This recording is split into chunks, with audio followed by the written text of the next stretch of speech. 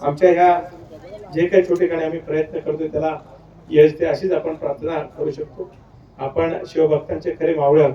त्याच्यामुळे किती अडचणी आल्या तरी सामोरे जाण्याची ताकद आपल्या सर्वांच्या मध्ये निश्चितच आहे. त्यामुळे मी एएसआय वाले किती जरी अडचणी करत असतील तरी हा कार्यक्रम जसा आपण करतो तसं इतर वेळेस सुद्धा एएसआयचे किती लोक इथे असतात मला माहिती नाही, पण त्यांची सुद्धा एक वेगळी बैठक घेऊन त्यांना सुद्धा आपण विनंती करू तेव्हा तुमच्याकडनं फारसं काही संवर्धन होत नाही. फक्त एक माणूस राहतो, पाणी करतो, खडा उचलला जाणार याची खबरदारी आपण घेतो. मात्र तो खडा तिकडनं निघणार नाही तर ते आहे तसं वास्तू आहे याच्या बाबतीत कधीच दुर्दैवरित्या एएसआय कडनं पाहिलं जात नाही. आज राजस्थानमधील सर्व किल्ले अबाधित आहेत, मात्र आमचे किल्ले मात्र आम्हाला असेच अवशेषामध्ये पाहायला मिळतात.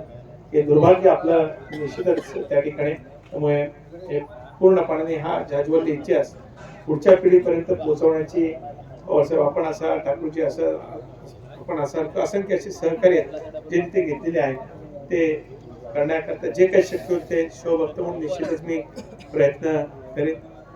उगाच वाढीव काय